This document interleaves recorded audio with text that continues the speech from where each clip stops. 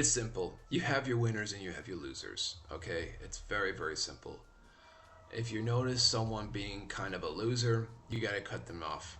Period. And no, I'm not talking about someone who's homeless and trying their best to survive. I'm talking about losers. People with a very self entitled, negative, narcissistic mindsets.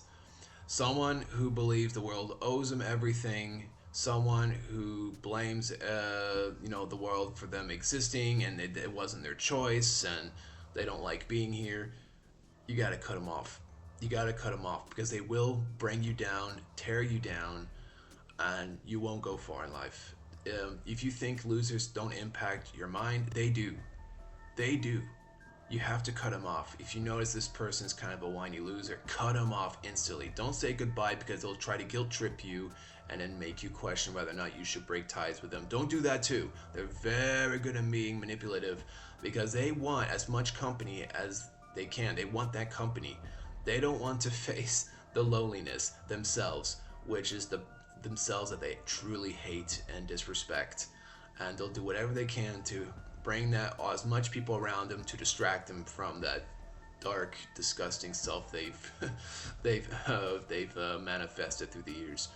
That's how I see it. You gotta cut them off. You just gotta cut them off. All right. Now here's some news flash for you losers. It's about like more than 8 billion people on this planet. I assume I'll just say 8 billion, but there's more than that at the moment. All 8 billion of us, none of us chose to exist here. None of us.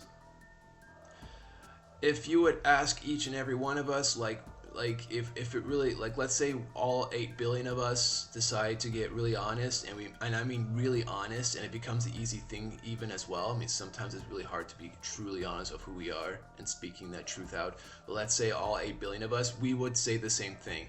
If we would choose to exist in this reality or not, we would probably rather not exist, like never been born, right? But it is what it is. But then you have your losers, they like to wallow in that type of mindset, while the winners, they choose, it's no point. Look, either A, you're gonna like, you know what? Are you gonna do that? Nope. Well, I guess you're gonna have to live. You're gonna live. You gotta scrape that. You gotta scrape that type of mindset, period. Well, you're gonna live. You chose to live. So there it is. So those are your winners. The thing is with winners and losers that I notice, losers never find moments of joy. Never. Perhaps it's a habit, having that mindset, being a loser mindset. I know a couple growing up.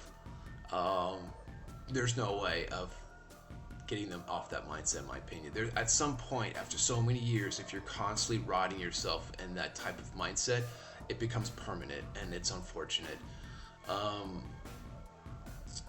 Winners do experience moments of joy, despite the fact that this reality is harsh, it's cold, it's brutal. But they do experience moments of joy, a sense of progress, a sense of, and if you're around other people who are like-minded, they experience more positive reinforcement. People lifting each other up. You want to be around as much winners as possible. That's so important. You could be, if it was a choice between being completely alone or being with a person who is a loser, with a loser mindset, I highly recommend you be alone. Sucks being alone, but if you just keep fighting, you might come across someone who's like-minded like you. So, yeah, it's simple as that. In a zombie apocalyptic event, let's say there's a zombie apocalypse, and who are most likely to survive a zombie apocalypse?